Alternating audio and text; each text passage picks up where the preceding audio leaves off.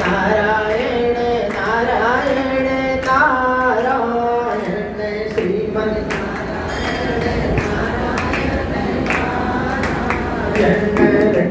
नारायण नारायण नारायण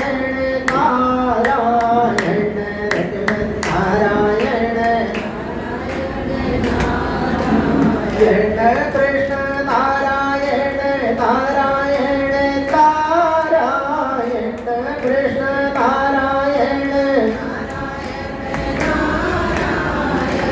भजमन नारायण नारायण नारायण भजमन नारायण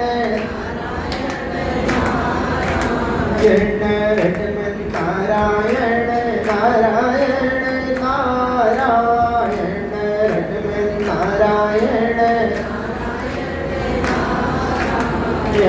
कृष्ण भगवान की कृष्ण कन्हैया लाल की पुरुषोत्तम आश की जय नमः पार्वती पदे हर हर महादेव।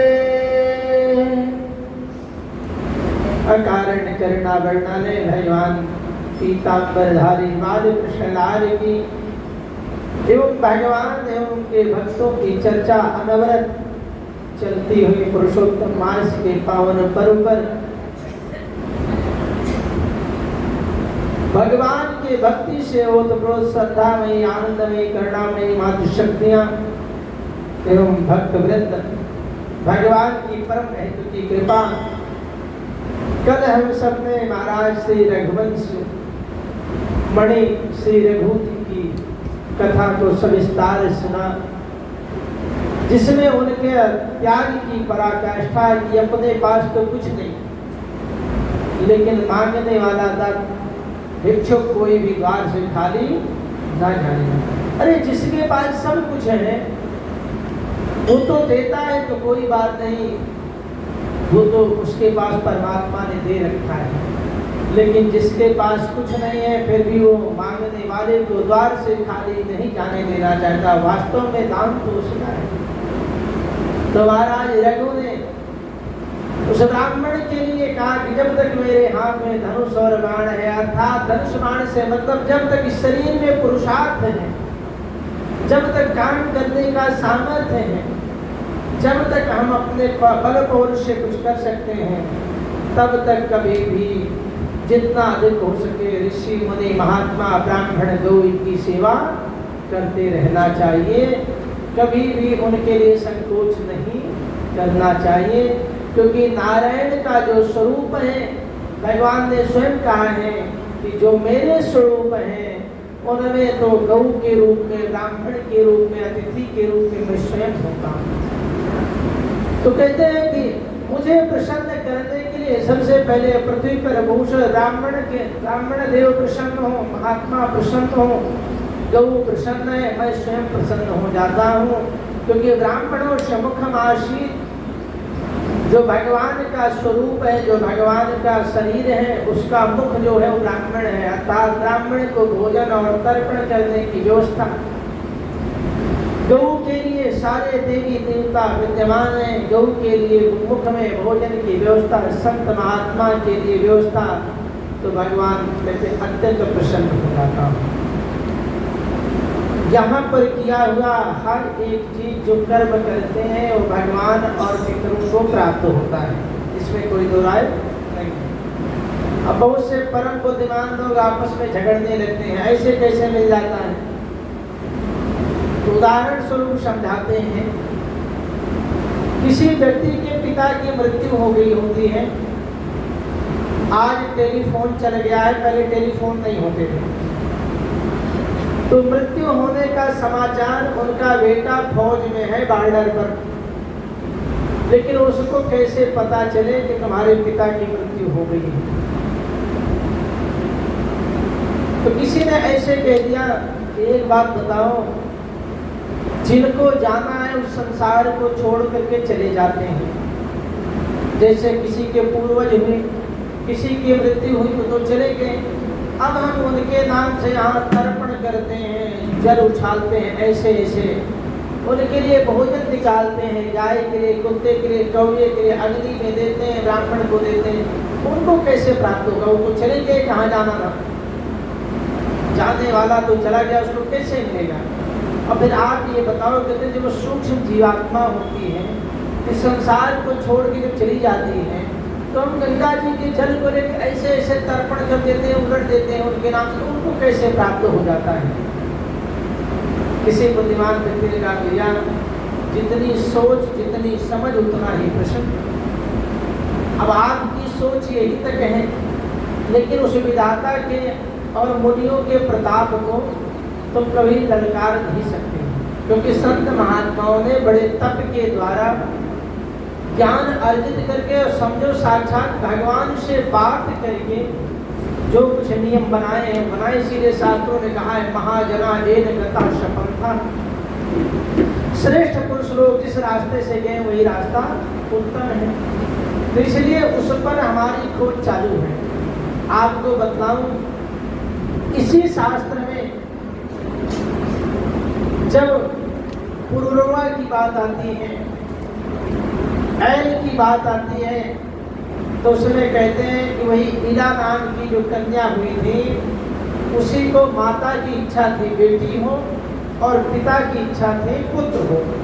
दोनों ने मिलकर के यज्ञ का अनुष्ठान किया, और जब अनुष्ठान किया तो संयोग की बात है कि अनुष्ठान में जब ब्राह्मणों ने संकल्प किया, तो गुरु जी की भी इच्छा है कि महाराज चाहते हैं कि पुत्र हो, तो वैवस्वत मन के पुत्र, मन के कोई पुत्र नहीं था, तो उन्होंने तप किया कि मुझे संतान चाहिए, और संतान के रूप में मुझे पुत्र चाहिए। तो वशिष्ठ जी ने संतान प्राप्ति का आह्वान किया, और मित्रा वरुण देव का यज्ञ कराया। जब मित्रा वरुण देव यज्ञ कराया, तो उसने कहा कि महाराज संकल्प करो। तो महाराज ने संकल्प किया कि मेरे पुत्र हो, और महाराज ने संकल्प किया मेरे पुत्री हो। और जो मुख्य यज्ञ करता थे, उनसे महारानी ने अपने मन की बात करी, महाराज ऐसा संकल्प करना कि मेरे जो है पुत्री हो जाए, और आपको बहुत दान दक्षिणा दूंगा। ब्राह्मणों ने जब संकल्प किया, तो संकल्प मन से किया, संयोग से जब संतान हुई तो पुत्री हो गई, इला नाम की कन्या हो गई। जब हो गई तो महाराज जा करके वशिष्ठ जी से कहते, महाराज मेरी तो इच्छा थी कि पुत्र हो, और मैंने पुत्र की इच्छा से ही यह यज्ञ किया, लेकिन ये बताओ ये कैसे हो गया कि पुत्री हो गई? क्या मंत्र में कोई त्रुटि रह गई, संकल्प में गड़बड़ी हुई, कैसे हुआ? वशिष्ठ जी ने कहा थोड़ा सा समय दो, मैं अभी पता करके बतलाता हूँ। ध्यान लगा कर देखा, कहा इसका प्रश्न तुम्हारी महारानी के पास है, उन्हीं से जा करके पूछ लो। उस समय में महारानी का मन था कि पुत्री हो गए, सो यज्ञ का फल मेरा पुत्री हो गई, कोई बात नहीं। अब जो है महाराज वशिष्ठ के चरणों में पड़ गए, कहने लगे किसी भी प्रकार से आप चाहे तो सर्व सामर्थ्यवान हैं, इसको पुत्र बना सकते हो, और मेरी इच्छा है कि मुझे पुत्र ही चाहिए, किसी भी प्रकार से इसको पुत्र बना दो। वशिष्ठ जी ने कहा कि ऐसा है, भगवान नारायण की स्तुति करो, सर्वशक्तिमान भगवान नारायण ही कुछ कर सकते हैं, इसलिए नारायण की स्तुति करके वो मांगा, वरदान जब मांगा, तो जो वो स्त्री थी उसी को सुद्युम्न नामक पुरुष बना दिया। अब उस समय की बात थी, तो जब तक ज्ञान नहीं था तब लोग कहते अरे बताओ ऐसी उल्टी सीधी बातें कर देते हैं, किसी स्त्री को पुरुष कैसे बना देंगे, किसी पुरुष को स्त्री कैसे बना देंगे। हमारा विज्ञान बहुत आगे था उस समय। आज साइंस ये खोज किया है कि किसी स्त्री को पुरुष बना देते हैं और पुरुष को स्त्री बना देते हैं और उससे संतान का जन्म कराते हैं। कितने पेपर में भी आता है, कितनी खोजें चल रही हैं, और अब जाकर के उसको स्वीकार किए कि हाँ ये बात ठीक है। और हमारा साइंस कब का है, उस समय का कितना अग्रणी साइंस था कि महाराज ने अपने तप के द्वारा, उनके अंदर ऐसी क्षमता थी, तप के द्वारा उस स्त्री को पुरुष बना दिया। ऐसे ही जब हमारी क्षमताएं कम होती हैं तो हर बात पे टीका टिप्पणी और प्रश्न करते हैं, कहते हैं कि ऐसे ऐसे जल देने से बताओ हमारे पितरों को कैसे मिल जाएगा? और लोगों के पास समय तो है, लेकिन 4 दिन में करके निपटा दो, जिसको जाना था वो तो चला गया। और सब परेशान है, हमारे घर में पितृदोष है, अशांति है। हम भले ही कमाई बहुत है, लेकिन शांति छिन गई है। हम आपस में बहुत दुखी हैं, आपस में सब लड़ते रहते हैं। क्या कारण है? क्योंकि पितरों के लिए उनके पास समय नहीं। 4 दिन में निपटाए गए, जिसको जाना था गया, अब आगे चलो। अब मान लो जिसके घर में हुआ वो करना भी चाहे तो रिश्तेदार और अड़ोसी पड़ोसी कहेंगे अरे जल्दी से निपटा दो, नहीं तो फिर दोबारा आना पड़ेगा। इसलिए वो जीने नहीं देते, वो इसे ही जल्दी करवा देते हैं कि उनके यहाँ उदाहरण तैयार रहता है। उनके यहाँ ऐसा हुआ, उनके यहाँ ऐसा हुआ, उन्होंने ऐसा किया, उन्होंने ऐसा किया, सब लगते हैं बतलाने के लिए। किसी बुद्धिमान व्यक्ति ने कहा कि भैया जैसे तुम कह रहे हो कि यहाँ का जल ऐसे उछाल देने से क्या पितरों को मिल जाता है, ऐसे ही मोबाइल आज चल गए, पहले मोबाइल नहीं था। जिसकी मृत्यु हुई उसका बेटा बॉर्डर पर ड्यूटी कर रहा है, और यहाँ पर मृत्यु हुई, उस बच्चे को समाचार कैसे मिले? तो किसी पढ़े लिखे व्यक्ति से जब चर्चा हुई तो उन्होंने कहा एक काम करो, एक कागज पर लिखो, एक लाल लाल डिब्बा टंगा रहता है, पहले लाल लाल डिब्बा होता था, उस कागज को लिख कर उसी में डाल दो, उसी एड्रेस पर जहाँ वो रहता है, उसको अपने आप समाचार मिल जाएगा। दूसरे व्यक्ति क्या पागल बनाते हो, डिब्बा यहाँ रखा है, बेटा कहाँ ड्यूटी का, उसको कैसे पता चलेगा? ना भैया, तुम्हें समझा पाना बड़ा कठिन है। तुम एक काम करो, लिख करके डाल दो, देखा जाएगा, समाचार मिलेगा तो आ जाएगा, नहीं तो जब आएगा तब जाने जाएगा। कागज पर लिख करके चिट्ठी डाल दी गई। 1 हफ्ते 10 दिन बाद बेटा आया और कहता है कि मुझे समाचार मिला कि मेरे पिताजी नहीं रहे। वो जो कागज आपने लिख करके डाला था वो मेरे पास पहुंचा और मैं तुरंत छुट्टी लिया और चला आया। तो कहते हैं कि बस समझने का तरीका यही है कि जिसके पितर की मृत्यु हुई, कोई चला गया है, उसके निमित्त जल तो आप यहाँ उछाल रहे हो, लेकिन एड्रेस और नाम उनका लेकर दे रहे हो। आपका किया हुआ उन पितरों तक, उन भगवान तक जरूर पहुँचता है। बशर्ते ये है कि आप इस भावना से करते हो, क्योंकि भगवान तो भाव का भूखा है। जब आपका भाव उत्तम होगा तो पितर के रूप में परमात्मा स्वयं ग्रहण करते हैं। आपके पिताजी सशरीर थे, आपके मन में एक आकृति बनी कि यही मेरे पिताजी हैं, लेकिन जब उनकी मृत्यु हुई, संस्कार हो गया, तो आकृति दिमाग में है, लेकिन ये नहीं पता कि वो कहाँ है। फिर भी आपने उनके निमित्त जो भी किया, गंगा जी में जाके तर्पण किया, उनके निमित्त आपने थाली में भोजन बनाया और खिलाया, और उसको जब ब्राह्मण ने भोजन किया तो उन तक प्राप्त होता है, पितर प्रसन्न होते हैं। और तो और प्रैक्टिकल की बात तो ये है कि जिस ब्राह्मण को आपने भोजन कराया है पितृपक्ष में, श्राद्धों में, वैसे आप किसी को एक थाली भोजन कराओ तो पूरे दिन उसका जो है पेट भरा रहता है, कहता है बहुत खा लिया है, बाकी हिम्मत नहीं है। लेकिन वही ब्राह्मण श्राद्धों के समय में 2-2, 3-3 घरों में भर भर पेट खाता है, और फिर भी दोपहर बाद में भूख लग गई है, क्या बताऊँ, जैसे लग रहा है कुछ खाया है। कहाँ गया वो, गया कहाँ? और ये मैं उस प्रैक्टिकल की बात कर रहा हूँ जिसके भुक्त भोगी ब्राह्मण स्वयं आकर के बतलाते हैं कि कोई 1 दिन पूरी खा ले, 2 दिन खा ले, 3 दिन खा ले, 15वें दिन पूरी खाना बस की बात नहीं है, लेकिन रोज पूरी खा रहे हैं और एक बार नहीं 3-3 बार खा रहे हैं। उसके बावजूद भी दोपहर में हाथ फेर देते, क्या बताऊँ बहुत भूख लगी है, जो है कुछ खाने को मिलता नहीं है। कहाँ गया वो भोजन? थाली भर भर के इतने व्यंजन बने, गया कहाँ? और ये आप प्रैक्टिकल में देखना, किसी की मृत्यु हुई हो, उसमें आप गिनती में हो कि आपको भी खाना है, मान लो बहन बेटी के कई बार कहते ना भांजे को खिला दो, दामाद को खिला दो, इनको खिला दो, उनकी गिनती कर लो, इनको को दे देंगे, उनको खिला दो और दोपहर तक साफ हो जाएगा, तो कहेंगे बहुत भूख लगी है, दोबारा दो। और बाकी के दिन आप वैसे थाली भर कर के खा लो, तो जो खा लिया था एकदम भरा पड़ा है, समझ में नहीं आ रहा, पेट खराब हो गया। ये प्रैक्टिकल में है, इसको अनुभव करने के लिए बहुत दूर जाने की आवश्यकता नहीं है। इसीलिए जब हमारी सोच हमारी पहुंच वहां तक नहीं रहती, हम हर चीज को जो है चैलेंज कर देते हैं, तो ऐसे नहीं हो सकता है, पर वो संभव नहीं है क्योंकि आप अभी तक वहां तक पहुंचे हैं। भगवान के पुष्पक विमान थे, मन के अनुरूप रमण करने वाले थे। जो विमान थे उनको कह देते थे कि यहाँ से चलो तुम गढ़गंगा जाना है, अयोध्या जाना है, बनारस जाना है, वो लेकर के चल पड़ते थे। और आज जितने विमान उड़ रहे हैं इनको कहना नहीं पड़ता, इनको रडार पर सेट कर देना पड़ता है और जगह लिख करके उनको डाल देना पड़ता है, सब लेकर के वहीं उतर जाते हैं।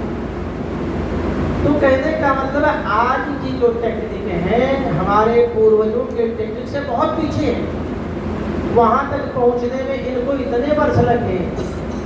जो शब्द भेदी बाण पहले चला करते थे, मन के रूप चलते थे, वो आज के समय में तप के प्रभाव से संकल्प है। आप संकल्प करके कोई चीज छोड़ देते हैं, वो जा करके वहां अनिष्ट करके लौट आता है।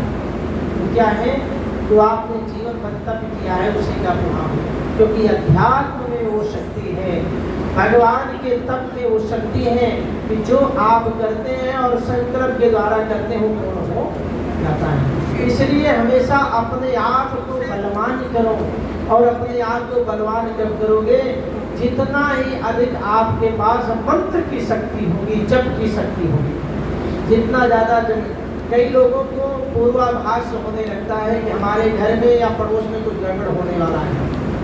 कहते हैं कि हमारा अब लग रहा है कुछ गड़बड़ होने और हो जाता है, फिर कहते हैं कई दिन से कह रहे थे कुछ अनिष्ट होने वाला है। वो क्या है, वो आध्यात्मिक शक्ति है। कुछ राशियां ऐसी हैं जो ईश्वरीय तत्व को तुरंत ग्रहण करती हैं और उनको पूर्वाभास होने लगता है और बिल्कुल सत्य घटना वही घटित हो जाती है। ये कुछ राशियों में विशेषता गुण पाया जाता है जो उन दैवीय तत्वों को तुरंत आकर्षित करती है, और कुछ है बहुत दिनों के बाद आकर्षित करती है। इसलिए अपने शरीर में जब आप तप करते हैं, जप करते हैं, तो शरीर में स्पंदन होने लगता है। उस स्पंदन का कारण क्या हो, सारे रोए खड़े होने लगते हैं, अर्थात मन मस्तिष्क एक होकर के आपके शरीर में वाइब्रेशन जो पैदा करता है, वो आपके रोए भी उनसे जो है उठ जाते हैं और उनको पता चल जाता है कि इसका क्या होने वाला है, अर्थात वो भी सतर्क हो जाते हैं। कई बार शरीर में बहुत जोर से जो है झटका लगता है और ऐसा लगता है सारे रोए खड़े हो गए, तो तप का प्रभाव होता है और आपकी शक्ति, आध्यात्मिक शक्ति मजबूत हो, सुषुम्ना नाड़ी प्रकाशित होने लगती है, और जब वो नाड़ी प्रकाशित होने लगती है तो ऐसा पूर्वाभास होने लगता है। इसी क्रम में आगे भक्तों की श्रेणी में राजर्षि गय की चर्चा आती है। भगवान कहते हैं भरत वंश में उत्पन्न हुए थे एक महर्षि राजर्षि गय, जिनका नाम था, इनके पिता का नाम नक और माता का नाम दुर्ति था। महाराज गय की पत्नी का नाम देवकी था। इनके 3 पुत्र हुए, चित्ररथ, सुगति और उधन।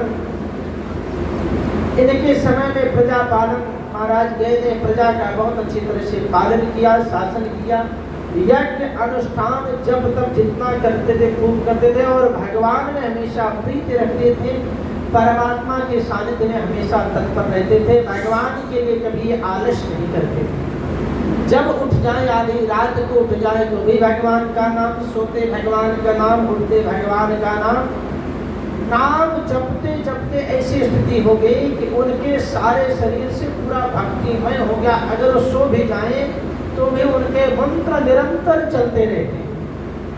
उन महाराज देव की बात जब आती है तो कहते हैं विष्णु भगवान के अनन्य भक्त हैं, जबकि असुर कुल में उत्पन्न है। वायु पुराण में कहा गया कि गय जो थे उन्हीं के नाम से गया बसा, तो गयासुर गय नाम के राक्षस कुल में होने के बावजूद भी वो विष्णु भगवान के अनन्य भक्त हैं। और वो ऐसा असुर था कि झगड़ा लड़ाई तो दूर, हमेशा ब्राह्मणों की सेवा करने वाला, संतों की, महात्माओं की, लोगों की सेवा करने वाला और विष्णु का अनन्य भक्त था। भगवान नारायण के अभिध्यान हमेशा 24 घंटे रखता था। उसके तेज से देवता सूर्य, चंद्र, अग्नि, श्री, अग्नि में सब ये श्री हत हो गए, अर्थात सोच में पड़ गए कि आखिर में इतनी कठिन तपस्या कर रहा है, चाहता क्या है। यहाँ तक कि ब्रह्मा जी को अपने पद की चिंता हुई और सृष्टि की चिंता हुई कि सृष्टि कैसे चलेगी। लग रहा है ऐसा नहीं तो नहीं, इतनी कठोर तप करके ये स्वयं ब्रह्मा बनना चाह रहा हूँ। तो इसलिए जो है ब्रह्मा जी आए गए के पास और कहते परम द्रोह वरदान मांगो। कहते मना कर दिया महाराज हमें कोई वरदान नहीं चाहिए, हमें तो भगवान की भक्ति चाहिए, भगवान की भक्ति में मैं सदा लीन रहना चाहता हूँ। ब्रह्मा जी ने कहा नहीं कुछ तो मांगना पड़ेगा, कुछ नहीं मांगता, लौट गए। फिर उग्र तप किया। जब उग्र तप किया तो ब्रह्मा जी आए तो कहे ऐसा है अब तो तुम वरदान तो मांगते नहीं, मैं तुमसे कुछ मांगता हूँ, तुम हमें दे दो। तो गए थे कहा बताइए प्रभु क्या चाहिए, जो मेरे पास है मैं देने के लिए तत्पर हूँ। ब्रह्मा जी ने कहा मुझे यज्ञ करना है पृथ्वी लोक पर, और तुम इतने सिद्ध हो चुके हो, तुम्हारा सारा अंग इतना सिद्ध हो चुका है कि इससे ज्यादा पवित्र और उत्तम जगह मुझे कोई दिखती ही नहीं। ब्रह्मा जी के मन में आया कि जब यज्ञ करूंगा तो अग्नि में जल करके स्वाहा हो जाएगा, जिससे मेरा ब्रह्म पद बच जाएगा, नहीं तो मेरा निश्चित रूप से ब्रह्मा जी का पद ले जाएगा। इसलिए मुझे जो यज्ञ करना है तुम्हारे शरीर के ऊपर करूंगा। तो गए तो खुश हो गया कि मेरा अहोभाग्य, ब्रह्मा जी मेरे शरीर के ऊपर यज्ञ करेंगे। वो तैयार हो गया महाराज आप यज्ञ करिए। और जब यज्ञ करने की बात आई तो कहने लगा मुझसे ज्यादा सौभाग्यशाली और कौन होगा कि भगवान का यज्ञ मेरे ऊपर होगा, करिए महाराज। और जब यज्ञ शुरू हुआ तो ब्रह्मा जी जब बैठे यज्ञ करने के लिए तो उसके छाती पर, उसके पैर पर, उसके हाथ पर, उसके सिर पर, उसके मुंह पर, हर जगह यज्ञ किया। और वो जो है लेट गया, श्वास को रोक लिया, भगवान नारायण का स्मरण करता रहा। कहते यज्ञ में इतनी अग्नि प्रकट हुई, उसके बावजूद भी उस गयासुर का एक रोया भी जला नहीं। और जब एक रोया भी नहीं जला तब तो जो है ब्रह्मा जी सोच में पड़ गए कि ये क्या हुआ। आखिर में ब्रह्मा जी को हार मान करके उस यज्ञ को समाप्त करना पड़ा। पहले तो करते रहे कि मैं इसको जला दूंगा, यज्ञ से ही जला दूंगा, लेकिन हार मान करके यज्ञ को समाप्त किया। और जब यज्ञ को समाप्त किया तो गयासुर उठ करके खड़ा हो गया। और जब उठ करके खड़ा हो गया इस भय से ब्रह्मा जी ने भगवान नारायण का स्मरण, डर के ब्रह्मा जी की अब तो गड़बड़ हो गया, तो भगवान नारायण का स्मरण किया। भगवान ने उसके विभिन्न अंगों पर, कहते हैं ऐसा है कि मेरा परम भक्त है और ब्रह्मा जी तुमने यज्ञ किया इसलिए इसके विभिन्न अंगों पर सभी देवताओं का वास हो जाएगा, सभी देवों का वास हो जाएगा।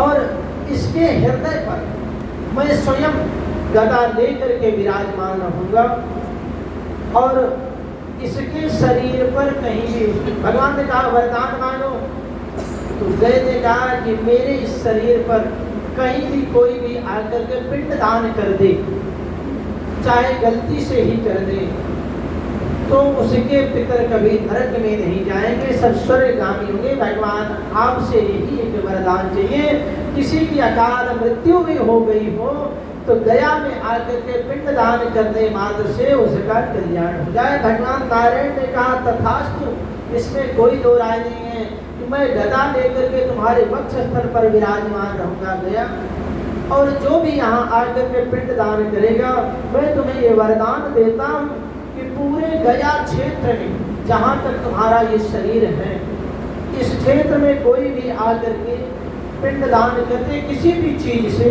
चाहे बालू का कर दे, चाहे जौ का कर दे, किसी भी चीज का कर दे, उसके पितर सायुज्य मुक्ति पा जाएंगे, चाहे वो कितने घोर नरक में पड़े हों। तभी से गया जी का महात्म संसार में सबसे ज्यादा हो गया। बोलिए गया महाराज की।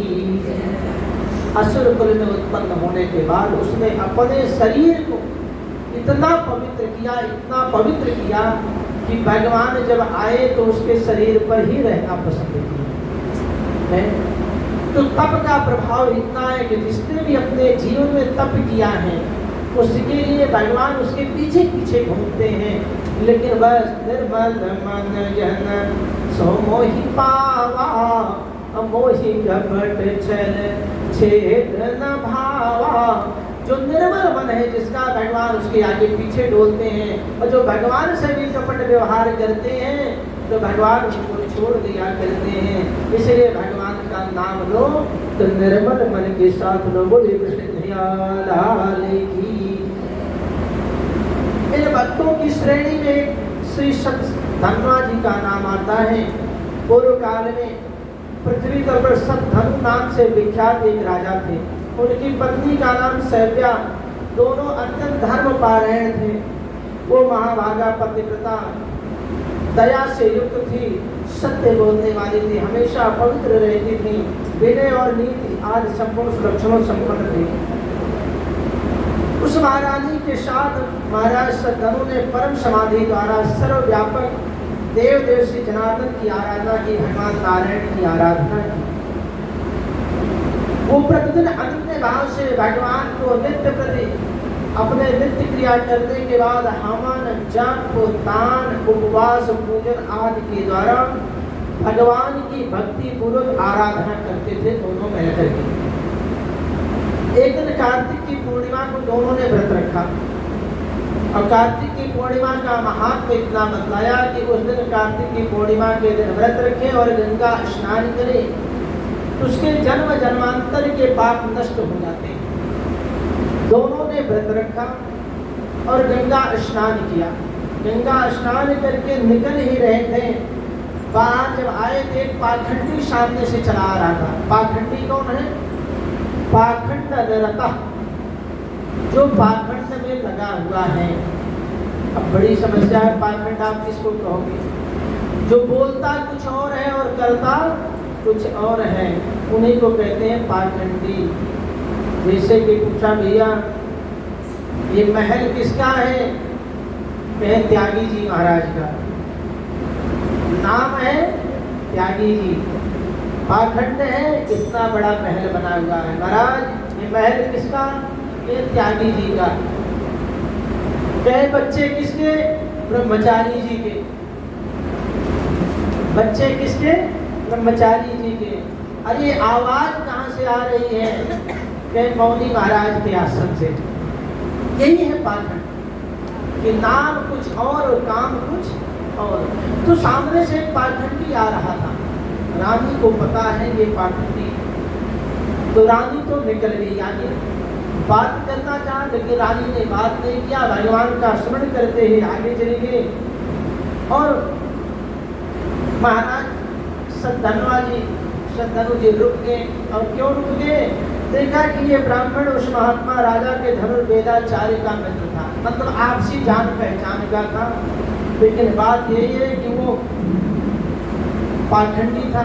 राजा ने मित्रोत व्यवहार के नाते जब उससे प्रणाम राम राम हुई, तो राजा खड़े होकर उनसे बात करने लगे। परंतु पतिव्रता स्त्री ने, महारानी ने उस पाखंडी का बिल्कुल भी ना आदर सम्मान किया, ना ही कोई बात किया। वो मौन रही और मौन रह करके आगे चली गई। और रानी ने कहा मैं कुपोषिता हूँ, अर्थात उपवास युक्त व्रत रखा हुआ है। तो शास्त्र ये कहता है कि जब आप व्रत रखते हैं, पूजन करते हैं, उस समय किसी पाखंडी से बात नहीं करनी चाहिए। अगर आपने बात किया तो आपका किया हुआ सारा का सारा पुण्य नष्ट हो जाता है, क्षीण हो जाता है। उसके बाद महाराज सतधनु और उनकी धर्मपत्नी दोनों घर पर आकर के यथा विधि विष्णु भगवान का पूजन किया विधि पूर्वक। कालांतर में शत्रुजित राजा, जो राजा महाराज सतधनु थे, वो मृत्यु को प्राप्त हुए। और जब मृत्यु को प्राप्त हुए तो उन्हीं का अनुगमन करके महारानी भी जाकर के सती हो गई। दोनों एक ही चिता पर आरूढ़ हुए और संस्कार हो गया। उसके बाद उस पाखंडी से वार्तालाप करने के कारण महाराज सतधनु दूसरे जन्म में कुत्ता हुए, कुत्ते की योनि में चले गए। और जब कुत्ते की योनि में गए और महारानी सैव्या जो थी वो काशी नरेश की पुत्री हो गई। अब जब काशी नरेश की पुत्री हुई, बड़ी हुई, तो इनका विवाह के लिए इनके पिताजी ने कहा कि तुम्हारा विवाह कर देते हैं। साफ साफ मना कर दिया कि मैं विवाह नहीं करूंगी, मैं अपने महाराज से ही विवाह करूंगी। और पूर्व जन्म की बातें उनको यादें ध्यान लगा करके देखा, क्योंकि तब का प्रभाव था। देखा मेरा पति कुत्ता बना हुआ है, नहीं आदर के साथ पहले तो उनको खूब अच्छी प्रकार से भोजन कराएं और उसके बाद उनसे वार्तालाप करते हुए पूर्व जन्म की बात को याद कराया कि तुम पूर्व जन्म की बात याद करो और तुम सब जानते हो, लेकिन तुमने जो उस पाठक से बात किया इसलिए कुत्ते की योनि में चले गए हो। तो महाराज इस योनि से छूटने का उपाय कुछ करिए। जब महाराज को ये पता चला कि मैं कुत्ता बन गया हूँ, उस समय उन्होंने अपनी श्वास को रुका और भगवान का स्मरण करते हुए भगवान के परम धाम जाने के लिए तैयार हुए। मन में बड़ी गिलानी हुई कि हमने अपने जीवन में कितनी तीर्थ यात्राएं की, इतना भगवान का स्मरण किया, मुझे मिला क्या? फिर बाद में ध्यान आया कि वहीं पर तो लेकिन मेरे साथ में मेरी धर्मपत्नी थी, वो तो राजा की पुत्री हुई, तो कहीं ना कहीं मेरे कर्म में कुछ क्षीणता रह गई। याद आ गया कि मैंने जो उस पाखंडी से वार्तालाप की थी, इसी कारण में कुत्ते की योनि में चला गया। वो भगवान को सोचता हुआ और अपने शरीर को जब छोड़ा तो अगले जन्म में वो जाकर के श्रृगाल की योनि में पहुंचा। जब श्रृगाल की योनि में पहुंचा, फिर राजकुमारी ने फिर खोज निकाला, ध्यान लगा कर देखा कि श्रृगाल की योनि में पहुंचे। वहां पर पहुंच करके राजकन्या ने कहा, महाराज स्वान योनि में जन्म लेने पर मैंने आपसे जो पाखंड से वार्तालाप विषय पूर्व जन्म का वृत्तांत कहा था, वो क्या आपको स्मरण है? अर्थात कहने का भाव ये है कि जब आप किसी के पाप की चर्चा बार बार करते हैं तो उसका पाप तो खत्म हो जाता है, वो पाप सब में बराबर बराबर बढ़ जाता है। इसीलिए कहते हैं पापी की चर्चा न सुननी चाहिए न करनी चाहिए, और मिल जाए तो उससे बिल्कुल वार्तालाप नहीं करना चाहिए। नहीं किया कराया सब कुछ नष्ट हो जाता है। तो इसलिए जैसे उनको चर्चा की पूर्व जन्म का याद है महाराज, आपने पाखंडी से बात किया था, तो कुत्ते की योनि में कुछ समाप्त हुआ। श्रृगाल की योनि में जब याद आया, तो जब याद आने के बाद फिर जब भगवान का स्मरण किए, और जब भगवान का स्मरण किया तो श्रृगाल की योनि से भी मुक्त हो गए। फिर जब मृत्यु को प्राप्त हुए तो उसके बाद वो भेड़िया बन गए। जब भेड़िया बने तो फिर राजकुमारी ने उनको खोजा और जा करके भेड़िए के स्वरूप में जब थे तो उनको सारा वृत्तांत फिर से याद दिलाया। महाराज आपकी ये तीसरी योनि है, पहले जन्म में आप महाराज थे, दूसरे जन्म में कुत्ता हुए, तीसरे में श्रृगाल हुए, अब महाराज आप भेड़िए की योनि में आए हो। याद है आपने क्या गलती की थी? उस पाखंडी से वार्तालाप किया था, फिर सारा याद आया, भेड़िए की बड़ी सेवा की। भेड़िए का जब प्राणांत हुआ तो अगली योनि में जाकर के वो गिद्ध की योनि में चला गया। जब गिद्ध की योनि में गया तो फिर जो है राजकुमारी ने उनको खोज निकाला और जाकर के उनको सारी बात बताई। जब गिद्ध की योनि से मुक्त हुआ तो फिर कौवे की योनि में चला गया, काग की योनि में चला गया। फिर जब सारी वार्तालाप याद दिलाई तो काग की योनि के बाद वो जाता है मयूर की योनि में, मोर बन जाता है। और संयोग से जब मयूर की योनि में गया तो मयूरा अवस्था में श्री काशी राज की कन्या ने उनको ढूंढ निकाला।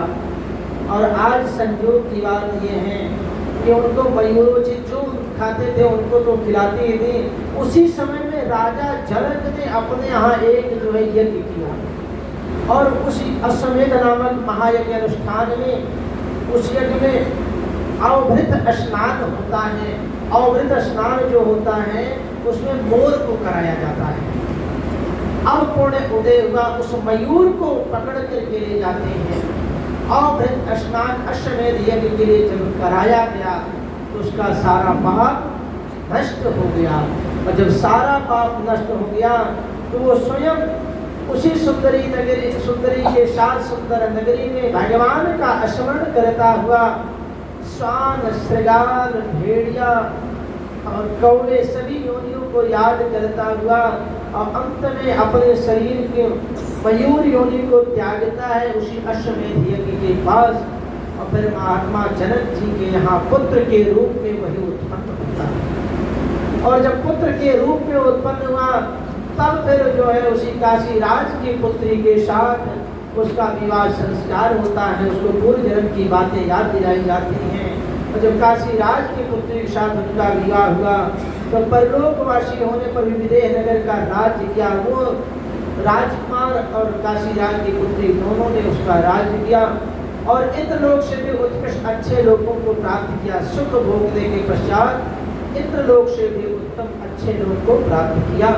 इस तरह से जीवन में जो धर्म का कार्य करते हैं, पुण्य का कार्य करते हैं, उनको तो फल मिलता ही है। लेकिन जो गलत संगत में भी पढ़ते हैं, गलत लोगों से बात करते हैं, जो व्रत तप इत्यादि किए रहते हैं, उनके फल नहीं होता है, लेकिन उसका फल मिलना में बहुत टाइम लग जाता है, क्योंकि और अन्य योनियों में धोखा पड़ता है। बोलिए कृष्ण कन्हैया लाल की। इसी तरह से जिनकी काकभूषुंडी महाराज की जो चर्चा होती है, उनको भी अनेकों श्राप हुए। अनेकों योनि लेने के बाद जब काकभूषुंडी कौवे की योनि में आए तो भगवान शंकर की कृपा से वो योनि उनकी अमर हो गई। और वही कहते हैं कागा से भी हंस बना देता है कौन? ये रामचरितमानस ऐसी है जो कौवे को भी हंस बना देती है। भगवान के गुणों की चर्चा कौवा करता है और जन्म जन्मांतर उसका कल्याण हो जाता है। इस तरह से भगवान की जब अद्भुत कृपा होती है तो सारा जीवन धन्य हो जाता है। बोले कृष्ण कन्हैया लाल की। श्रीमन्नारायण नारायण नारायण श्रीमन्नारायण जय भजन नारायण नारायण नारायण भजन नारायण जय गोविंद नारायण नारायण जय भजन नारायण जय श्रीमन्नारायण नारायण नारायण श्रीमन्नारायण भगवन नारायण नारायण नारायण भगवन नारायण भगवन नारायण नारायण। बोल कृष्ण भगवान की। भगवान और भक्त की चर्चा सिर्फ इसलिए है कि हम अगर भक्त बनते हैं उन परमात्मा का तो हमें किस किस चीज़ का ध्यान रखना पड़ता है। सारी कथाओं में कुल मिलाकर के 4 से 5 चीज़ें बतलाई जाती हैं। एक तो समय के साथ ज्ञान आ जाना चाहिए कि हम किस लिए आए हैं, हमारा उद्देश्य क्या है और इस उद्देश्य की पूर्ति के लिए सही मार्ग क्या है, रास्ता कौन सा सही है। रास्ता एक ही ठीक है, केन केन प्रकारेण भगवान के चरणों में पड़ा है। नहीं तो महाराज ऐसा होता है कि अगर मोह में फंसे हैं, लोभ में फंसे हैं, तो किसी न किसी योनि में जन्म लेते ही उसी घर के आसपास भटकते रहते हैं और भटकते रहते हैं, फिर भी शांति नहीं मिलती और गति नहीं होती। एक किसान था, किसान दिन भर काम करता था खेतों में। तो नारद जी ने देखा कि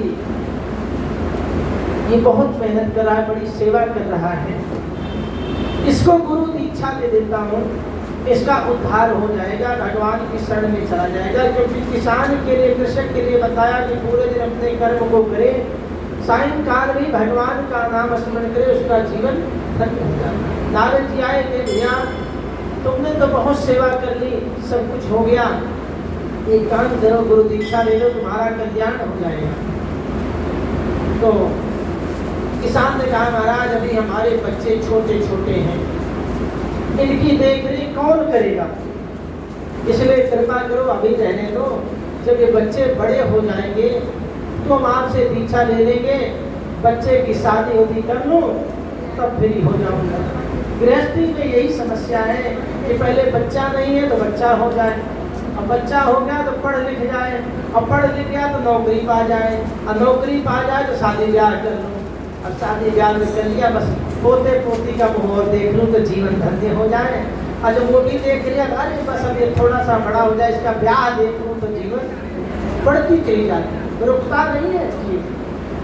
नारद जी ने ठीक है भाई तुम्हारी इच्छा, लेकिन मैं ये इरादा जब समय हो चुका है, आधा समय बीत गया है, दीक्षा ले लो उद्धार हो जाएगा, फिर महाराज बाद में आ जाना कोई बात नहीं। जब नारद जी बाद में आए तो कृषक महाराज इस सारे संसार को छोड़ के चल बसे, रह ही नहीं गए। अब नारद जी कहने लगे उनके पुत्र को बुलाया, अरे भैया वो कहाँ गए तो तुम्हारे पिताजी थे यहाँ पे। मैं महाराज क्या बताऊं, अभी अभी थोड़े समय पहले वो तो यहाँ से चल बसे। कहीं कहाँ गए, कहाँ मृत्यु को प्राप्त हो गए, कहाँ मर करके कहाँ गए, कहा ये तो हमें पता नहीं, कहा उनको भी ध्यान लगा कर देखते हैं कहाँ गए।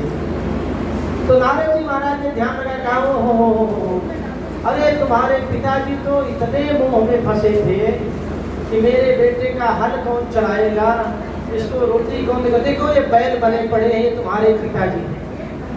अब तो बेटा सुन, अरे राम राम राम, मेरे पिताजी बैल बन गए, मैंने तो इनको डंडों से बहुत पीटा, खेतों में जब काम करते थे तो चलते नहीं थे, मैंने इनको बहुत मारा और खाने के लिए वही रूखा सूखा भूसा दिया, पता नहीं इनका पेट भरा कि नहीं, ये तो बहुत बड़ी गलती हो गई।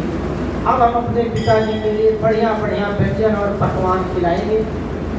नारद जी पहुँचे, फिर कान में कहा अभी भी समय है, दीक्षा ले लो उद्धार हो जाएगा।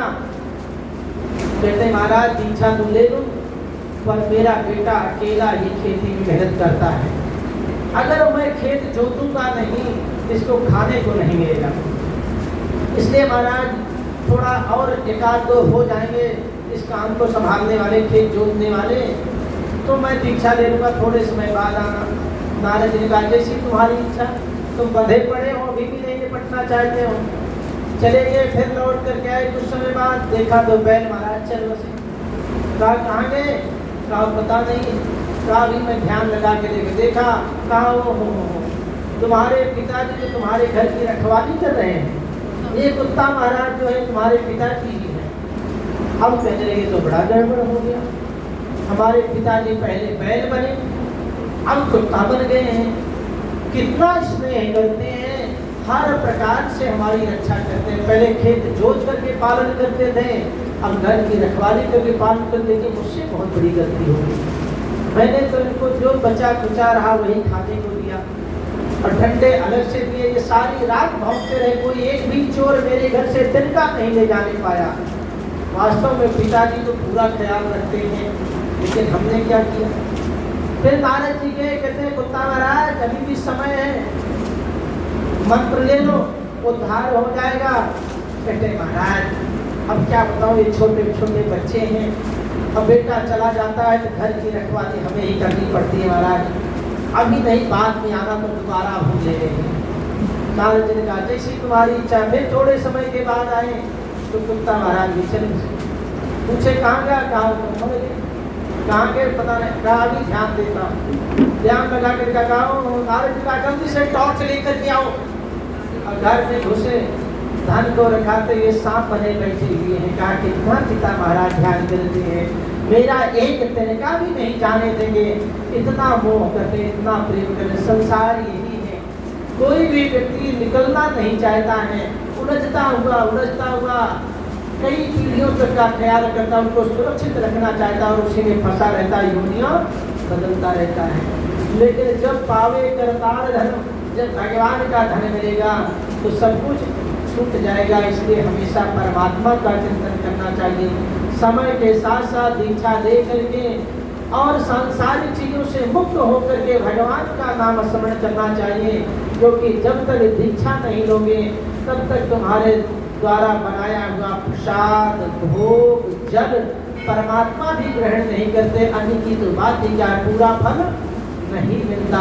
पूरा फल प्राप्त करने के लिए जीवन में गुरु अवश्य बनाना चाहिए। उसी देखो यहाँ पर महाराज की जो कथा आई, सतधनु की उनकी पत्नी ने उनको उपदेश करा, हर योनि में उनको याद दिलाया और वही गुरु का काम किया और उनका उद्धार हो गया। आगे भक्तों की श्रेणी में महाराज भक्तिदेव का नाम आता है, जिन्होंने अपने जीवन में जल दे करके भगवान को तृप्त किया और अपना उद्धार कर दिया। चंद्रवंश में महाराजा दुष्यंत के वंश में संस्कृति नाम के एक राजा थे। राजा संस्कृति के दो पुत्र हुए, एक गुरु और दूसरे रक्तदेव महाराज। इनमें रक्तदेव जो थे वो बड़े न्यायशील, धर्मात्मा और दयालु थे, बड़े दयालु थे, बड़े कृपालु थे। दूसरों की दरिद्रता देखना उनसे सहा नहीं। अगर किसी को दरिद्र देख लें, किसी को धनहीन देख लें, किसी को परेशान देख लें तो उनसे रहा नहीं जाता है। मैंने पहले भी चर्चा की है, दो मार्ग हैं भगवान को प्राप्त करने के लिए, एक श्रेय मार्ग है, एक प्रिय मार्ग है। श्रेय मार्ग जो है भगवान शंकर से होकर के गुजरता है, जो शिव जी की पूजा करके भगवान नारायण को प्राप्त करते हैं। उनके पास धन लक्ष्मी वैभव से युक्त होते हुए भगवान के धाम को पहुँचते हैं। और जो प्रेम मार्ग में सीधे नारायण को पाना चाहते हैं तो भगवान उनका पहले सब कुछ हरण कर लेते हैं, कुछ भी छोड़ते नहीं, दुख देते हैं और फिर ये देखते हैं दुख पाने के बाद कहीं ऐसा तो नहीं वापस लौटना चाहता है। तो महाराज रक्तदेव जी सीधे नारायण को प्राप्त करना चाहते हैं। प्राप्त दोनों भाव में होगा, इतने दयालु हैं, किसी को दुखी नहीं दे सकते। स्थिति ये हुई महाराज कि एक समय इनके यहाँ अकाल पड़ गया और जब अकाल पड़ा तो पूरे 48 दिन तक ना कुछ खाने को मिला ना पीने को मिला, भूखे रहने लगे ये इनकी पत्नी, इनके बच्चे और पुत्र बच्चे। और भगवान जब परीक्षा लेते हैं तो बहुत निर्दयी होकर के लेते हैं, बहुत दूर होकर के लेते हैं। लेकिन बात यह है कि भगवान ने कहा दो मार्ग है, आप कौन सा लेना चाहते हैं, आराम वाला मार्ग या कठिन वाला मार्ग। तो बहुत सारे लोग कहते हैं कठिन वाला मार्ग जो होता है वो ज़्यादा आसान होता है, लेकिन नाम होता है आसान, लेकिन कठिन तो कठिन ही होता है। 48 दिनों तक ना तो उनको भोजन मिला और ना ही जल मिला। देश में घोर अकाल पड़ने के कारण त्राहि त्राहि मच गई। 49वें दिन कहीं से उनको कहीं से घी, खीर, हलवा, पूड़ी और जल मिला। अब 48 दिन तक नहीं मिला तो 49वें दिन मिला, तो सोचिए स्थिति क्या बनी होगी। तुरंत सर के मन में आया होगा सारा का सारा ग्रहण कर लो फटाफट। तो रक्तदेव महाराज जैसे ही भोजन करने के लिए बैठे, उनके बच्चे और वो सब बैठे, इतनी देर में एक ब्राह्मण आकर के कहता है मुझे बहुत भूख लगी है, कुछ खाने को दो। बेटे ने अपनी थाली बढ़ा दी, 48 दिन तक कुछ नहीं मिला, लेकिन उन्होंने कहा कि ब्राह्मण अतिथि देवो भव, ब्राह्मण को दे दिया। कहा और भूख लगी है, पुत्र वधू ने दे दिया, और भूख लगी है, पत्नी ने भी दे दिया। ब्राह्मण कहा मैं तृप्त हो गया, मुझे बहुत अच्छा लगा, अब मैं चलना चाहता हूँ। एक थाली बची, अब उस थाली में फिर से बंटवारा किया कि चलो सब लोग थोड़ा थोड़ा पा लेते हैं। और जैसे ही पाने के लिए बैठे तो फिर क्या होता है, एक जो है ये समझ लीजिए कि नरकंकाल में चांडाल आ जाता है, चांडाल स्वरूप आता है। और वो तो ऐसे आया कि मानो उसके अभी प्राण निकले, महाराज कुछ खाने को दो, कुछ खाने को। जो थाली बची थी उस थाली को बढ़ा दिया चांडाल को, चांडाल ने ग्रहण किया। और उसके बाद रक्तदेव जी ने विचार किया कि चलो उसने खा लिया, अब जो जल बचा हुआ है तो जल से कंठ को ही सींच लेते हैं, थोड़ा सा जल डाल लेते हैं, सब एक एक घूंट सबको मिल जाएगा। उतनी देर में चांडाल जोर से चिल्लाया, अरे महाराज बहुत जोर की प्यास लगी है, मुझे तो जल चाहिए। रक्तदेव नहीं तो मेरे प्राण निकल जाएंगे, आपके सामने प्राण निकलेंगे, आप तो हत्या लगेगी। महाराज रक्तदेव जी ने विचार किया कि मेरे सामने इसके प्राण निकले तो मुझे हत्या लगेगी, इसलिए कोई बात नहीं, मेरे प्राण जाएं तो जाएं, इसके प्राण नहीं जाने चाहिए। वो जो जल था उसको भी उन्होंने तुरंत चांडाल को दे दिया।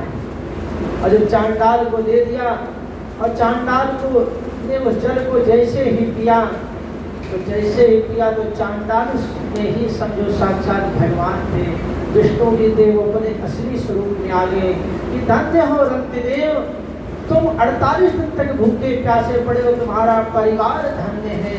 कुछ भी ना मिला 49 दिन आपको कुछ मिला ग्रहण करने के लिए, लेकिन आतिथ्य का भाव स्वीकार किया, अतिथि देवो भव। और आपने सारा का सारा मुझे परमात्मा समझ करके अर्पित कर दिया उस चांडाल को। तुम धन्य हो राजन, तुम्हारी कीर्ति तो दुनिया में अमर रहेगी। और उसी समय आशीर्वाद दिया और उनको आशीर्वाद दे करके राजा बना करके और प्रणाम करके भगवान स्वयं जाते हैं और कहते हैं यहाँ का सुख भोग करके अंत में आप जो है मेरे परम धाम को आओगे। तो राजा रंत्यदेव ने कुछ समय तक राज्य किया और उसके बाद भगवान के परम धाम को प्राप्त हो गए। कहने का भाव ये है, संसार में ये कहा जाता है कि अगर भूख लगे तो पहले अपने लिए चाहिए, फिर हम दूसरे की व्यवस्था करते हैं। लेकिन आतिथ्य स्वीकार करने के लिए आतिथ्य देवो भव, सब में भगवान का स्वरूप देखने के लिए सुन चले सौभाग्य का पंडित और समदर्शिना, सबको समान रूप से देखे के भगवान के दर्शन करते हुए रंत्यदेव जी ने थोड़ा सा जल पिलाया और उसी में से भगवान के दर्शन को लिए। इस लक्ष्मण भगवान की, श्यामपति रामचंद्र भगवान की। इस तरह से महाराज रंत्यदेव जी की कथा बड़ी ही प्रेरणादायी है। आगे भक्तों की श्रेणी में गुरु भक्त उत्तंक का नाम आता है। गुरु भक्त उत्तंक आचार्य वेद के शिष्य थे। एक बार राजा जन्मेजय और पोष ने आचार्य वेद को पुरोहित के रूप में वर्ण किया। वेद कभी पुरोहित की कामना से बाहर जाते तो कभी घर की देखरेख के लिए अपने शिष्य उत्तंक को नियुक्त कर जाते थे, क्योंकि वेद का काम था कि पौरोहित का काम करते थे। उत्तंक बड़ा ही गुरु भक्त था और बहुत सेवा करता था, गुरु माँ की भी बड़ी सेवा करता था, बड़ा ही धर्मगढ़ था। तो जब इस प्रकार से देखा तो गुरु वेद बड़े प्रसन्न हुए और कहने लगे, पुत्र तुमने बड़ी सेवा की है, हम तुम्हें आशीर्वाद देते हैं कि अब तुम जाओ संसार में कहीं भी हर जगह तुम्हें सारी चीजें प्राप्त होंगी, गुरु का आशीर्वाद है और तुम सुखपूर्वक अपना जीवन यापन करो। उत्तंक ने कहा, महाराज आपने तो हमें वेद का ज्ञान दे दिया, वेदांत का दे दिया, लेकिन गुरु दक्षिणा नहीं दी। गुरु दक्षिणा बताइए क्या दूं? वेद गुरु ने कहा कि गुरु दक्षिणा मुझे कुछ नहीं चाहिए, मेरी शुभ कामना तुम्हारे साथ है। उत्तंक ने कहा, नहीं महाराज गुरु दक्षिणा तो मैं दूंगा, बताओ क्या चाहिए? कहा मुझे तो कुछ नहीं चाहिए, गुरु माँ से जा करके पूछ लो, अगर उनकी कोई इच्छा हो तो उनको जो है आप पूछ लीजिए। उत्तंक जी महाराज गए, गुरु माँ के चरणों में प्रणाम किया और कहा, माँ आप बताइए। गुरु जी ने कहा कि आपसे पूछ लो, मैं आपके लिए क्या गुरु दक्षिणा भेंट कर सकता हूँ? गुरु माँ के विचार में आया और तो कुछ नहीं, राजा पोष के पास चले जाओ और उनकी महारानी के पास 2 कुंडल है, अगर मुझे दे सकते हो गुरु दक्षिणा में 2 कुंडल ला कर दे दो, कुंडल मुझे बहुत प्रिय है। अब राजा उत्तंक महाराज सोच में पड़ गए कि वैसे कोई चीज होती तो मैं देता। राजा पता नहीं जाने दे ना दे, लेकिन फिर भी गुरु का आशीर्वाद देकर के निकल गए और जाके के राजा पोष को प्रणाम किया और कहते, महाराज मुझे आपकी धर्म पत्नी रानी से मिलना है और मैं बात उन्हीं से कह सकता हूँ, किसी और से नहीं। जो वेद का बखान किया और गुरु का नाम बताया तो राजा पोष ने कहा कि ठीक है तुम जाओ महारानी से मिल।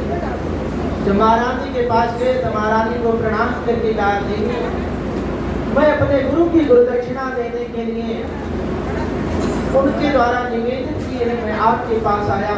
निवेदन में ये है कि मुझे आपके कुंडल चाहिए, मेरी गुरु माँ को बहुत पसंद है। महारानी ने विचार किया कि देखो आज नहीं तो कल, कल नहीं तो परसों ये जेवर जो है एक ना एक दिन उतार ही लिए जाएंगे और मैंने तो इतने दिनों तक पहना, इसका सुख भोग लिया है, कोई ना कोई तो ले ही जाएगा, क्योंकि नागराज तक्षक का भी बहुत दिनों से इस कुंडल पर ध्यान था कि किसी भी तरह से मुझे कुंडल प्राप्त हो जाए। इसलिए देवी ने विचार किया कि इससे बढ़िया बात और क्या हो सकती है कि मेरे इन कुंडलों का सदुपयोग हो जाएगा, गुरु दक्षिणा के रूप में गुरु माँ के पास चला जाएगा, ये दान हो जाएगा। उन्होंने कुंडल उतार के तो दिए, लेकिन सावधान कर दिया उत्तम, सावधान होकर के जाना, क्योंकि नागराज तक्षक जो है वो इस कुंडल को बहुत दिन से चाहते हैं, कहीं ऐसा ना हो तुम्हारे साथ धोखा हो जाए। बस फिर क्या था, उत्तम जी ले करके उन कुंडल को चले तो पीछे जो है उनके नागराज तक्षक रूप बदल के नग छपड़क का रूप धारण करके उनके पीछे पीछे चलने लगे। उत्तम को शंका तो नहीं कुछ है, लेकिन और आगे जब बढ़े तो जल पीने की इच्छा हुई, कुंडल को रख के जल पीने गए, इतने में जो नग में छपड़क था कुंडल उड़ा करके लेकर के नागलोक में चला गया। अब उत्तम को परेशान क्या करें, उन्होंने वहीं पर तप किया, देवराज इंद्र को प्रसन्न किया। देवराज इंद्र आए और उनसे सारा वृत्तांत बताया कि नागराज तक्षक कुंडल लेकर के चले गए हैं, मुझे गुरु दक्षिणा में अपनी गुरु माँ को देना है। तुरंत देवराज इंद्र ने कहा कि चलो हम उस कुंडल को लेकर के आते हैं। गए, यहाँ तक कि नागराज तक्षक युद्ध करने के लिए तत्पर हुआ, युद्ध भी हुआ और देवराज इंद्र ने जैसे ही वज्र का प्रयोग करना चाहा, नागराज तक्षक हाथ जोड़ कर उनके चरणों में गिर गया, महाराज इसके प्रयोग से हम मारे जाएंगे, क्षमा करें, हम आपको कुंडल लौटा देंगे। कुंडल लौटाया, ले करके आया, उत्तम करा करके अपनी गुरु माँ को देते हैं और गुरु माँ बड़ी प्रसन्न होती है और कहती है कि गुरु शिष्य की परंपरा में तुम्हारे जैसा शिष्य होना बड़ा मुश्किल है, इसलिए हम तुम्हें आशीर्वाद देते हैं कि जहाँ गुरु भक्ति और शिष्य का नाम आएगा वहाँ पर उत्तम का नाम बड़े सम्मान के साथ दिया जाएगा। बोलिए कृष्ण कन्हैया की जय, दक्षिणारायण भगवान की जय, श्रीमन्नारायण नारायण नारायण, श्रीमन्नारायण नारायण, भजन नारायण नारायण नारायण, भजन नारायण नारायण, गोविंद नारायण नारायण नारायण, गोविंद नारायण रटमन नारायण नारायण नारायण, रटमन नारायण श्रीमन नारायण नारायण नारायण, श्रीमन नारायण जो करते रहोगे भजन धीरे धीरे, जो करते तो मिल जाए राधा रमण धीरे धीरे, तो मिल जाए जो करते रहोगे जतन धीरे धीरे, जो करते तो मिल जाए राधा रमण धीरे धीरे, तो मिल जाए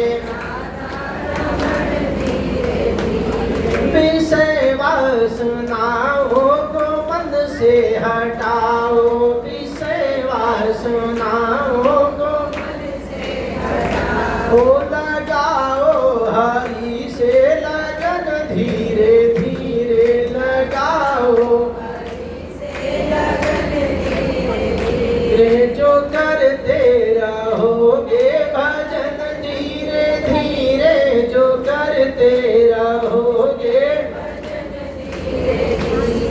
तो मिल जाए राधा रमण धीरे धीरे, तो मिल जाए श्रीमन नारायण नारायण हरि हरि, श्रीमन नारायण श्रीमन नारायण नारायण हरि हरि, श्रीमन नारायण हरि हरि हरि हरि हरि श्रीमन्नारायण नारायण हरि हरि श्रीमन्नारायण रटमन्नारायण नारायण हरि हरि रटमन्नारायण हरि श्रीमन्नारायण नारायण हरि हरि श्रीमन्नारायण बोले कृष्ण कन्हैया लाल की जय। नमः पार्वती पदे हर हर महादेव।